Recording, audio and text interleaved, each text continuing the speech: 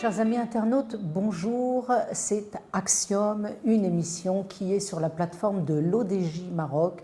Je vous remercie, vous êtes de plus en plus nombreux à nous regarder, vous êtes de plus en plus nombreux à parler de nous. L'ODJ Maroc, l'ODJ c'est un support médiatique extraordinaire qui vous donne énormément d'informations car nous sommes reliés sur toutes les plateformes, que ce soit Spotify, YouTube, Deezer et bien d'autres encore. Alors aujourd'hui, j'ai le plaisir, le grand honneur de recevoir une personne que j'apprécie tout particulièrement, qui vient d'un pays adorable, que nous aimons beaucoup, qui est le Liban, qui est installé au Maroc depuis quelques années déjà, qui aime beaucoup le royaume, comme nous l'aimons tous, et qui va nous parler de son activité. Son activité, je dirais que c'est l'éducation nomade. Alors, on va parler de la manière de pouvoir amener les meilleurs contenus scolaires dans des régions les plus excentrées via, bien évidemment, Internet et tout ce que peut nous donner aujourd'hui le web. Alors, je suis très heureuse de te recevoir. Tu es Wissam El Fayed et tu fais partie d'une entreprise qui s'appelle EF Group. J'aimerais que tu te présentes. Ça fait combien de temps que tu es au Maroc? Alors, tout d'abord, je vous remercie, Mme Faouzia, pour votre invitation. Ça fait depuis 2006. Donc, très bien, voilà. Un bout de temps, et tout ça arrive un peu en même temps. Exactement. Ça ne nous rajeunit pas, tout d'abord. Alors, donc je me présente, Wissam El Fayed, je suis gérant de la société EF Group. EF Group est l'aboutissement de 15 ans d'expérience dans l'intégration, la conception et l'intégration de solutions technologiques pour l'enseignement et la formation. Aujourd'hui, nous sommes un groupement de plusieurs sociétés, de fabricants, d'éditeurs et d'intégrateurs sur le royaume. D'accord. Vous avez 3 offres. Combien d'offres avez-vous? Alors, notre offre, elle est très large, mais tout d'abord, ce que je dirais, c'est que notre offre, en fait, s'articule sur, en effet, 3 objectifs. Le premier objectif est qu'elle soit facile à utiliser. Très bien. Facile à utiliser, c'est-à-dire la technologie doit être conçue pour être mise entre les mains d'un enseignant. Un professeur aujourd'hui ou un enseignant n'est pas forcément un technicien, n'est pas l'as de l'informatique. Elle doit être faite d'une façon conviviale, intuitive, pour pouvoir être utilisée facilement par l'enseignant. Quand on parle de technologie, est-ce qu'on parle du fameux tableau interactif comme le eTouch 3 ou d'autres technologies? Exactement. Quelle est cette technologie, Wissam? Tu peux nous l'expliquer, à part ce tableau qu'on connaît, interactif? Alors, il y a différentes technologies. Justement, on parle beaucoup de l'enseignement interactif et collaboratif. Ça passe via aujourd'hui des tableaux interactifs ou des écrans interactifs. Alors nous, on a choisi pour l'écran interactif parce que justement pour répondre à ce premier objectif, que ça soit facile à utiliser, on est sur des environnements familiers aux professeurs qui sont l'environnement Android et notre choix de fabricant ou de constructeur est fait dans ce sens-là. Je donne un exemple, par exemple, pour les écrans E3 Technologies, ce sont des écrans qui sont faciles d'utiliser sous Android. Tout le monde a sur son smartphone ce système d'exploitation. Et surtout, il y a une couche supplémentaire, un écosystème et une couche supplémentaire logicielle qui va rendre l'utilisation très facile pour l'enseignant. Oui. Toujours dans cet objectif-là, ça passe aussi par une formation et un accompagnement des utilisateurs. Et là, nous mettons en place des programmes de formation et d'accompagnement avec les utilisateurs. D'accord, donc j'ai un tableau interactif. Ou un écran, aujourd'hui on parle d'écran. Ou un écran interactif qui est mobile, puisque j'ai vu qu'il y a sur roulette, donc il peut aller se déplacer d'une salle à l'autre. Et il y a du contenu, des logiciels, c'est sous Android, donc il y a des opportunités. Et en fin de compte, on amène toutes les bibliothèques du monde au Maroc. Exactement. On a accès à toutes les bibliothèques du monde, en fin de compte. Exactement. Donc, justement, les 3 objectifs que nous avons, la facilité d'utilisation. Le deuxième, c'est la mobilité, comme vous dites. Donc, mobilité, on peut mutualiser aujourd'hui l'utilisation de l'écran. On peut aussi, on développe des solutions de classe mobile, c'est-à-dire nous avons la possibilité de déployer très rapidement une salle multimédia partout où on veut. Mobilité et autonomie. Ça, c'est vraiment notre deuxième objectif. Pourquoi? Parce que ça répond à une problématique qu'on rencontre dans beaucoup d'établissements. C'est ce que j'allais dire, on va parler du contexte. Voilà. Est-ce que tu peux nous définir un petit peu le contexte? Le contexte aujourd'hui, alors la technologie dans l'enseignement n'est pas récente, à plus de 20 ans. Le Maroc s'inscrit parfaitement dans cette dynamique depuis plusieurs années avec différents programmes gouvernementaux comme le programme Génie et autres. Et beaucoup de choses ont été faites. Il y a aussi des acteurs associatifs, des fondations qui font énormément de choses et des initiatives privées dans ce domaine-là. Nous, on s'inscrit là-dedans. Le Covid est venu aujourd'hui nous rappeler l'importance de la technologie dans la formation et dans l'enseignement. Ça a été un vrai catalyseur. On l'a tous vécu. Il fallait rapidement offrir des solutions d'enseignement à distance, de plateformes, de contenu, de pouvoir faire interagir les étudiants et Comment s'est passée cette période? Comment s'est passée cette période? Qu'est-ce qui s'est passé, le rush? Ça a été le rush en termes de demande, évidemment, mais on s'est rendu compte que l'infrastructure n'est pas forcément là. Que les établissements ont besoin d'équipements, ont besoin de tablettes, ont besoin d'ordinateurs, ont besoin de plateformes, ont besoin de serveurs, ont besoin de solutions. Donc une prise de conscience forte, une forte demande, mais les choses se sont, je veux dire, aujourd'hui calmées un petit peu depuis qu'on est sorti du Covid, et cette prise de conscience nous amène à vraiment travailler d'une façon beaucoup plus structurée et aller répondre à cette demande-là. C'est-à-dire préparer non pas une deuxième pandémie, je l'espère, qu'il n'y en aura pas, mais c'est de préparer une nouvelle façon de travailler et d'étudier, et surtout de voir qu'on peut amener la culture partout.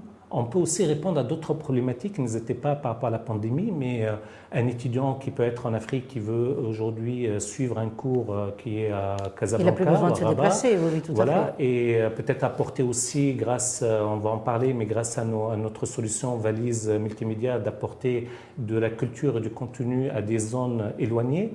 Voilà, donc il y a beaucoup d'usages, beaucoup d'applications qui peuvent être faits, et nous sommes en plein dedans. Avec évidemment des problèmes qu'il faut régler, des investissements qu'il faut avoir.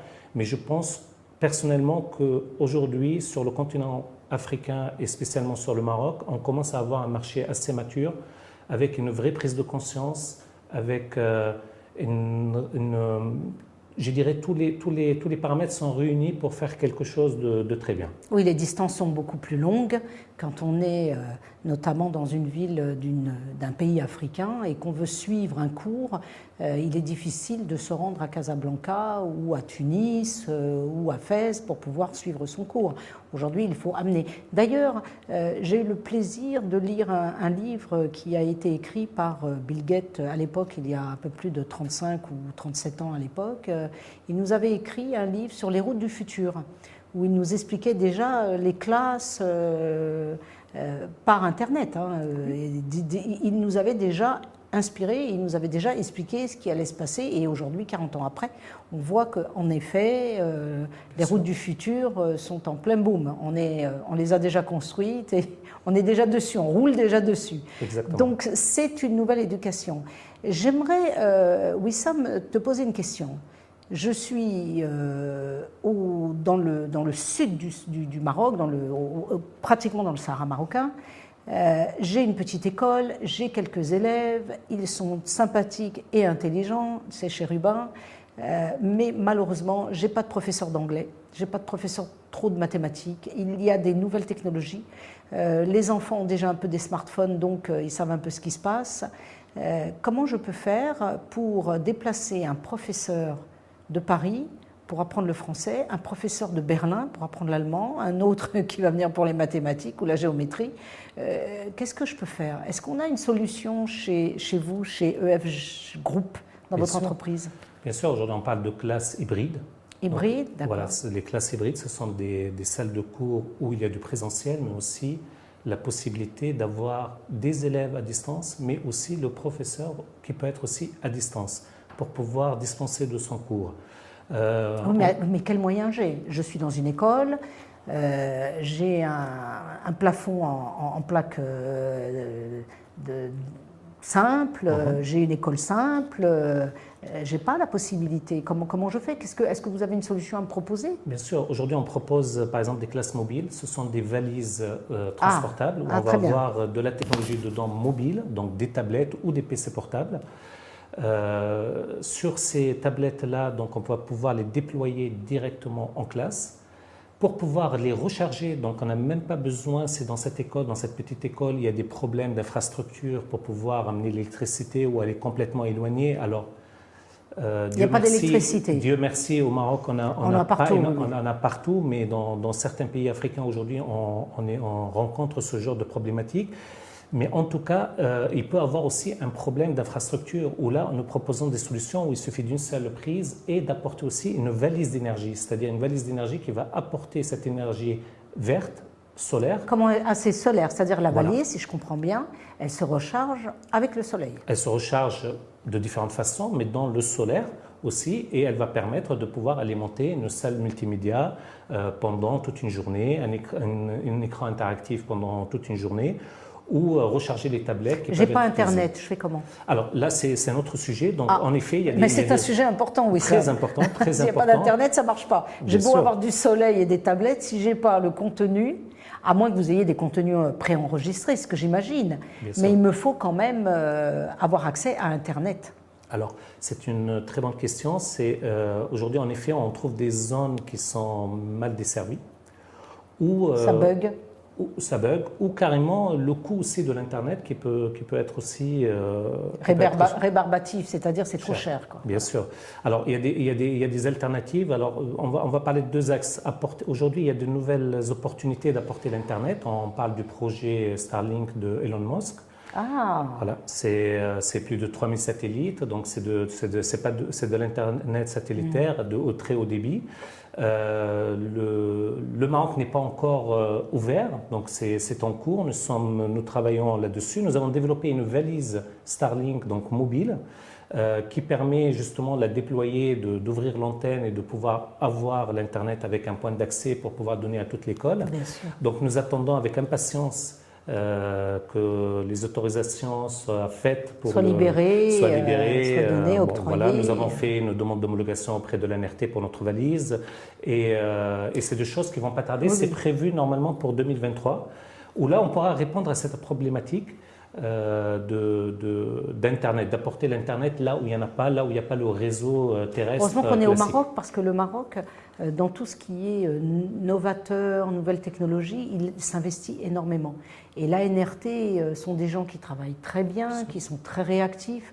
Donc je pense que l'ANRT va vite vous donner ces autorisations, parce que votre projet est fantastique. Si je le résume, je suis une maîtresse dans une petite école au fin fond du Maroc, dans le Sahara ou même au nord, dans une montagne ou je ne sais pas où. J'ai pas vraiment Internet, ça bug ou j'en ai pas du tout. J'ai un petit problème d'électricité parce que je remarque, ne serait-ce que dans la région de Zaouia Sidi Ismaël et dans ces petits bleds que j'ai l'habitude de visiter justement pour faire des actions un peu sociales, je remarque que quand vous êtes sur un poste électrique et que vous êtes en bout de ligne, vous n'avez pas de 220, hein. Vous avez du 120, du 140, ça ne fait que monter et descendre. Et on ne change pas le poste, vous avez beau faire des réclamations, s'il n'y a pas une pétition, le poste ne va pas changer. Donc j'imagine que l'école qui n'a pas son 220 watts va trouver du 120 ou du 140. Déjà, bon, ça va abîmer tout ce qui est appareil technologie. Il va falloir quand même que dans les régions, alors qu'on est à 1h45 de Casablanca, et on a des problèmes. Je fais un petit clin d'œil, comme ça, à l'ONE pour qu'ils puissent, ou à la RAD, je ne sais pas qui s'en occupe, qui puissent justement vérifier que lorsque vous êtes en bout de piste et que vous avez un poste électrique qui est défaillant parce qu'avant vous aviez 30 maisons, aujourd'hui vous en avez 300, il devrait quand même changer un petit peu les infrastructures, surtout dans ces régions. Donc vous arrivez avec le soleil dans votre valise, donc voilà, hein, on va le résumer comme ça, et l'Internet par le satellite, par notre cher Elon Musk qui fait tellement de belles choses, puisqu'on a aussi des voitures Tesla hein, au Maroc. Bien sûr, ça commence. Si on a des voitures Tesla, on aura des maisons Tesla et on aura Starlink. Alors, on a parlé du contexte, on a parlé de l'offre. Comment dans les régions où vous travaillez déjà au Maroc, dans quelle région à peu près vous travaillez? On travaille un peu sur tout le royaume, donc vraiment même dans des zones éloignées. Évidemment, l'axe Tanger, Marrakech est, je dirais, le plus actif dans ce genre de technologie. Mais justement, pour reprendre la problématique que vous avez évoquée, en termes de technologie, on a absolument tout aujourd'hui pour répondre à ça. Vous êtes prêts? On est prêt grâce à nos fabricants, grâce à nos éditeurs, même en termes de contenu, parce qu'on parlait tout à l'heure de pouvoir déployer le savoir à un enseignant qui fait cours à distance, mais il y a aussi le contenu. Nous, ce que nous proposons aujourd'hui, ce sont des contenus qui peuvent être lus en offline, c'est-à-dire sans connexion Internet. Il suffit d'avoir à un moment donné une connexion Internet et pouvoir les pré-télécharger sur sa tablette ou son ordinateur ou son smartphone. En quelle langue? Alors, dans toutes les langues. Alors, notre réflexion est allée beaucoup plus loin, c'est-à-dire on n'amène pas simplement des contenus existants de certains éditeurs avec qui on travaille, mais on amène surtout une solution de digitalisation. Cette solution de digitalisation, pour vous expliquer, c'est une technologie qui a été développée par une société européenne qu'on a amenée sur le sol marocain, parce que ça c'est vraiment très cher aujourd'hui de ce qu'on essaye de faire tout le temps, c'est de dire à nos fabricants, installez-vous au Maroc, parce que avoir cette proximité-là, avoir le service après-vente, avoir la culture marocaine qui peut s'intégrer dans ces solutions et mieux répondre aux besoins.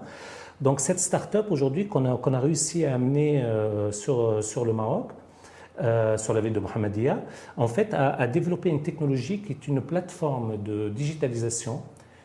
Pour vous donner un exemple simple, on va prendre un livre, un manuel, qui soit sous format PDF numérique ou sous format papier qu'on a scanné. On va le rentrer dans cette technologie, on va l'éclater complètement et on va le transformer dans un autre format qui est le format EPUB, qui va être un format interactif, un format multimédia où il y a de la vidéo, du son, des exercices, des QCM, des interactifs. Qu'est-ce qu'un QCM? Un QCM, c'est question à choix multiples en fait. Question à choix multiples pour des exercices en fait, pour pouvoir évaluer les élèves. D'accord. La technologie en fait va permettre en fait de l'encapsuler dans un fichier qui peut être lu sur n'importe quel appareil et en téléchargement aussi en offline. Pourquoi? Parce qu'on a constaté depuis quelques années qu'il y a eu beaucoup de ressources numériques qui ont été apportées dans des solutions comme les nôtres, mais qui ne correspondaient pas forcément à la pédagogie de l'enseignant. Et là, on lui donne un outil facile d'utilisation. On n'a pas besoin d'être un programmeur informatique, absolument pas. C'est un outil où il va lui-même digitaliser son contenu par rapport à sa pédagogie à lui et sa façon d'enseigner. Voilà. D'accord. Comment vous êtes perçu? C'est novateur, vous arrivez comme un sauveur ou comme un cheveu dans la soupe? Alors, tout dépend de notre interlocuteur, mais j'espère qu'on n'a pas la prétention d'être un sauveur, mais je veux dire, on répond à une problématique. Donc, quelque part, vous sauvez, on répond à une problématique. On répond à une problématique, évidemment, enfin, là, je parle en effet de Leanova. Ils étaient à l'écoute de ce qui se passe sur le marché et surtout sur un marché africain qui a sa propre culture, qu'on n'est pas là à toujours apporter ce qui est de l'extérieur. Aujourd'hui, nous avons des éditeurs, nous avons des livres, il y a une richesse culturelle qui est dans certains pays africains. Et là, c'est une solution qui permet justement de digitaliser ce contenu-là et de pouvoir le diffuser au plus grand nombre. C'est du sur-mesure? C'est du sur-mesure? C'est du sur-mesure, mais qui est facile à utiliser, qui peut être fait par un enseignant. Oui, ça c'est une bonne chose. On a aujourd'hui beaucoup de besoins. Vous avez des concurrents? Évidemment. Je dis toujours, s'il n'y a pas de concurrence, qu'il n'y a pas de marché. Donc j'espère qu'il y aura de la concurrence. Et il y a de concurrents. Aujourd'hui, on se différencie par nos offres, par justement ces trois objectifs. Wissam, vous êtes une société marocaine. Oui, bien sûr. Même si nous avons notre cher Pascal Loyacono, qui est sympathique comme tout, qui vient de France et qui me disait, mon grand regret, c'est de ne pas être venu plus tôt vivre au Maroc. Je lui ai dit, c'est la même chose. Nous adorons ce pays. Vous-même, qui êtes libanais, est-ce que le Maroc, pour vous, c'est une terre d'accueil extraordinaire comme elle l'est pour nous? Bien sûr, évidemment, c'est une terre d'accueil. C'est la terre de mes enfants. Parce que, voilà, Oui. et évidemment, Vous avez des enfants marocains, bien vous sûr, êtes marié bien avec une sûr, Marocaine. évidemment. Et C'est plus qu'une terre d'accueil. Aujourd'hui, on est marocain du cœur et on vit ici et on essaie d'apporter le maximum de notre savoir-faire, de notre expérience. Et cette expérience a été développée au Maroc. C'est même pas, on l'apporte même plus de l'extérieur. Je veux dire, quand on parle de plus de 10 ans ou 15 ans sur le sol marocain, On est marocain. On est marocain et on est On plus, est marocain et souverain. Parce souverain, qu'aujourd'hui, bien le sûr, mot bien sûr, souverain bien est sûr. un mot qu'on emploie, Oui, oui. patriote, souverain, on entend souvent ça sur les réseaux sociaux. On a, ce qui est très bien au Maroc, c'est que dès qu'on a de bonnes idées pour faire avancer notre pays, notre royaume, notre Maroc, eh bien tout le monde vous ouvre les portes. On vous dit c'est bien. C'est vrai que ça bute, c'est encore un petit peu long, mais par rapport à d'autres pays, ça va quand même très vite au Maroc. On arrive à faire pas mal de choses. On arrive à bien comment dirais-je, à bien évoluer, surtout quand on a des idées novatrices qui sont là pour faire avancer. Nous avons une jeunesse extraordinaire au Maroc. Il faut pouvoir lui donner les outils de travail, de développement, et Sa Majesté œuvre depuis, même avant son accession. On sait qu'on a un roi qui a toujours œuvré pour le bien de son peuple. Et ce qu'il faut savoir, c'est que nous avons, c'est vrai, de nouveaux concepts, mais est-ce que ces concepts, c'est ce que je demandais, est-ce qu'ils sont bien acceptés? Comment vous arrivez dans les régions? Comment on vous voit? Non, ils sont bien acceptés. Aujourd'hui, il y a une volonté de digitaliser, il y a une volonté le Maroc numérique le Maroc s'inscrit dans ce programme-là. Il y a une vraie volonté. Donc, lorsqu'on est avec des décideurs, avec des directeurs d'établissements, avec des présidents d'universités, on n'est plus aujourd'hui dans une phase où on est en train d'expliquer l'utilité de tout ça. Ils le savent, ils le veulent. Maintenant, c'est de trouver la bonne solution qui répond à leurs besoins. Les rassurer. Les rassurer voilà. et répondre à leurs besoins et de l'accompagner de tout ce qui est, je dirais, support, que ce soit en termes de formation, en termes de services après-vente, en termes de suivi. Ça, ce sont des choses importantes et c'est là où on mise beaucoup, grâce à notre équipe, grâce à nos partenaires, grâce à différents groupements qu'on a pu constituer sur l'échelle nationale aujourd'hui du Royaume et en Afrique. Voilà. Et ça, c'est un point important que je veux rajouter parce que à partir du Maroc, en ayant attiré tous les fabricants avec qui nous travaillons, de dire installez-vous ici, installez-vous avec nous, nous voulons partir d'une offre à partir du Maroc vers l'Afrique. Et c'est ce qu'on fait aujourd'hui parce que le Maroc est un exemple pour ces pays, pour beaucoup de pays. C'est plus qu'un hub depuis plusieurs années, oui, mais aujourd'hui est devenu aussi un modèle. Un modèle dans l'enseignement, grâce à des universités comme l'Université Mohamed VI Polytechnique, grâce à des lycées d'excellence, grâce à beaucoup d'initiatives privées et publiques, est devenu un vrai modèle. Vous savez, moi, quand je suis dans d'autres pays aujourd'hui en Afrique, directement, la marque Maroc est très importante. Je dirais, surtout dans ce domaine-là. C'est devenu un label? C'est en train de devenir un label, un label, mais c'est à nous à le développer encore plus. Voilà. À la fin de ce mois-ci, donc je rajoute, il y a un grand salon, donc le salon du IT qui est le GTEX. C'est un salon, un grand rendez-vous qui se fait chaque année à Dubaï. Et cette année, nous avons la chance, grâce au pouvoir et grâce à Sa Majesté, de pouvoir l'avoir au Maroc, dans la ville de Marrakech.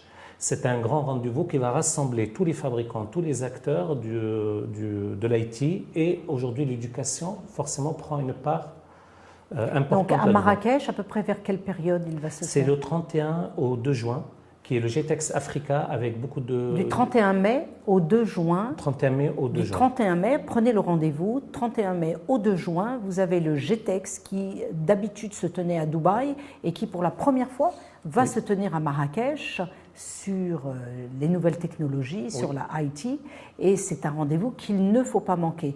Il y a certainement une inscription pour son badge, vous savez comment ça se passe, il faut toujours s'inscrire sur les sites des salons pour obtenir votre badge, parce qu'aujourd'hui, d'ailleurs, même quand on se promène sur les salons, on commence à voir que les personnes n'ont plus de flyers, il n'y a plus de papier, et on vous dit...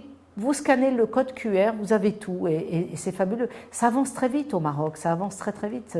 La jeunesse, pas que la jeunesse, on ne parle pas que de la jeunesse, je parle aussi des seniors comme nous, où on est intéressé et nous ne sommes pas has-been, entre guillemets, nous sommes très intéressés, nous devenons d'ailleurs de bons ambassadeurs pour expliquer à la jeunesse que certes il faut continuer d'étudier parce que comme on le disait dans une autre émission avec Samia Tounzi de l'ESCAEM, aujourd'hui les jeunes se demandent s'il faut continuer d'apprendre étant donné que pourquoi je vais me bourrer le cigare là-haut, alors qu'avec ChatGPT ou avec l'OpenAI ou avec l'intelligence, j'ai juste à demander, tu me fais un rapport, tu me fais ci, tu me fais ça, parce que l'intelligence artificielle, c'est tu me réserves mon billet d'avion, tu fais le CV de ma fille, tu lui réserves un hôtel, tu lui dis quel tailleur porter quelle couleur, tu lui expliques où elle peut manger son petit-déj, tu lui expliques s'il y a un McDo, bref, c'est la facilité. Mais cette facilité, elle est un peu à double tranchant et d'avoir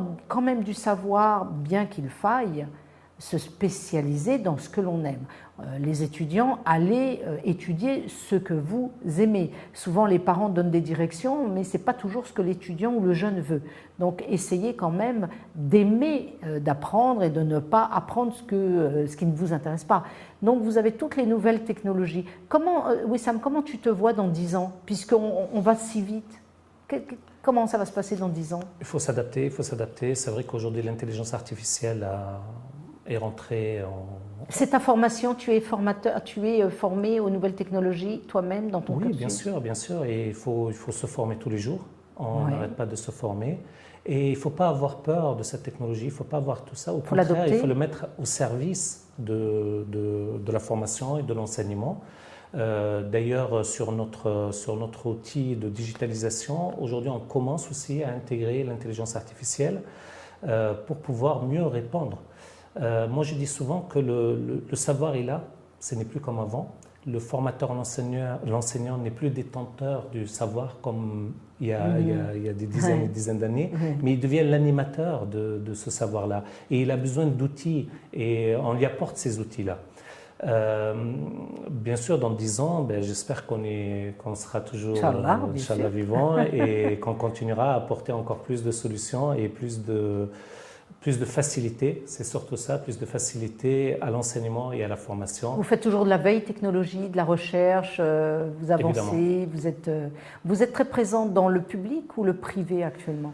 Les deux. Alors c'est vrai qu'on a vu un grand engouement du public ces dernières années, surtout après Covid, dans beaucoup d'universités en équipement d'écrans interactifs. Et de solutions de salles multimédia, de mobile, de chariots mobiles. On voit tout ça dans le public, mais le privé aussi est présent. Et dans la formation professionnelle aussi, puisque nous avons besoin absolument de formation professionnelle et de remise à niveau ici au Maroc. On espère d'ailleurs que, je pense que maintenant nous allons aller vers, comme en Europe, comme en France, vers l'alternance, c'est-à-dire l'école d'un côté et puis passer aussi du temps en entreprise, c'est-à-dire le mix entre l'entreprise et l'école. Mais on voit quand même que les chefs d'entreprise aujourd'hui qui tournent entre 40 et 60 ans sont un peu noyés dans cette nouvelle technologie, qu'ils veulent l'adopter. Ils ont absolument besoin de ce partenariat jeune, senior. On a la génération baby boomer et la génération X, Y et millénium, toutes ces générations. En tout cas, ce qu'il faut, c'est que les uns et les autres puissent se comprendre, s'adopter, se rencontrer, communiquer, de façon à ce qu'on arrive à obtenir ce label extraordinaire, le label Maroc. C'est un label aujourd'hui, on a des grandes écoles au Maroc, on a beaucoup d'étudiants. Nous sommes très heureux, ce sera le mot de la fin. Wissam, on te souhaite beaucoup de courage parce qu'il y a encore beaucoup de chemin, j'imagine, à faire. On demande à l'ANRT d'activer un petit peu ce Starlink si c'est possible. Et puis surtout, on invite toutes les petites écoles qui se trouvent disséminées sur le territoire marocain de faire des demandes, de nous écouter et surtout de réclamer ce système d'éducation nomade.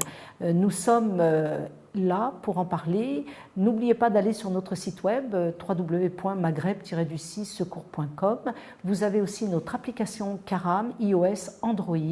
Vous pouvez faire des sadakas gratuitement. Il vous suffit de visionner une petite capsule publicitaire. C'est ainsi que vous faites un don, soit pour une opération salvatrice, sauver une personne, un enfant, une personne âgée, soit une prothèse pour une personne à besoin spécifique, ou bien vous pouvez aussi nous aider, car pour creuser des puits, il nous faut du financement, et c'est grâce à l'application Karam que nous allons pouvoir creuser un maximum de puits. On va peut-être donner aussi l'adresse de ton site web, Wissam. Oui, alors www.ufgroup.com ou Solar Social System aujourd'hui. D'accord. .com. On est accessible et on sera donc au GTEx. On aura notre stand avec notre partenaire panafricain, donc DVA. Donc ça, c'est aussi important de le préciser pour nous retrouver au salon. Et on présentera toutes ces solutions, que ce soit les valises, les classes mobiles, la digitalisation de contenu et différentes solutions dédiées pour l'éducation. Donc on rappelle ce rendez-vous, le GTEx, qui va se passer du 31 mai au 2 juin. Au 2 juin. À Marrakech. Et je vous remercie de votre attention. Je vous donne rendez-vous pour une prochaine émission. Et je vous dis encore merci, car vous êtes de plus en plus nombreux à nous suivre sur Deezer, Spotify, YouTube, notre site lodj.ma. Merci, à bientôt, au revoir.